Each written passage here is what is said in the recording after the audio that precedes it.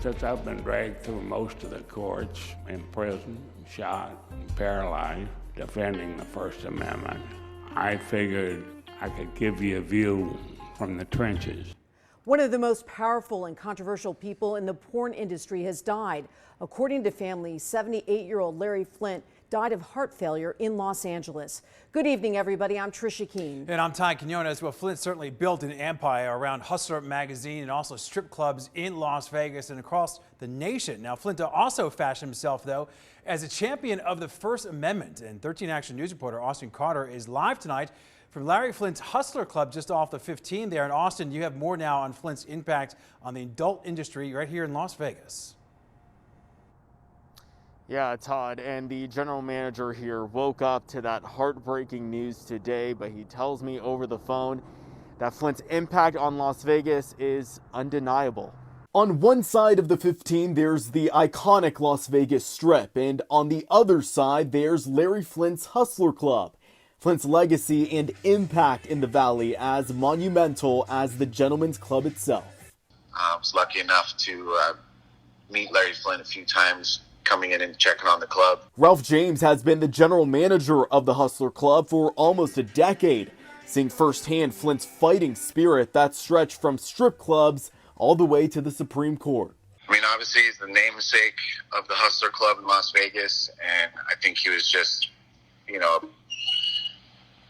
was just a pioneer in the First Amendment battle, and a great man and a freedom fighter, just getting this industry to where it is today. Flynt was no stranger to legal woes involving pornography regulations and free speech, but that didn't stop his fight.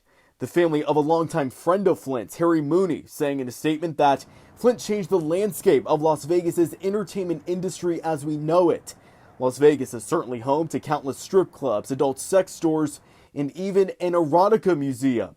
The museum telling 13 Action News that Flynt was a pivotal force and that they, quote, are proud to have some of his personal belongings forever enshrined within the walls of our museum. He has a larger-than-life tale of how American culture changed forever after the sexual revolution and must never be forgotten. The impact will last for a long time to come. And we've also learned that at the time of Flynt's passing, he claimed to have video-on-demand operations in more than 55 countries and more than 30 Hustler Hollywood retail stores right here in the U.S. Reporting live tonight, I'm Austin Carter, 13 Action News. Yeah, certainly a storied life, and thank you for that, Austin. Well, Flynt also spent a majority of his life in a wheelchair. It happened after an assassination attempt on his life. Well, a white supremacist and serial killer confessed to the shooting years later, saying that he was outraged by an interracial photo shoot in Hustler. Well, that man was never brought to trial for attempting to kill Flynt. Now, there was also a movie, of course, made about Flynt's life. It focused on his battle with religious institutions and also the law. It was called The People versus Larry Flynt. The 1996 film starred Woody Harrelson, Courtney Love, and Edward Norton.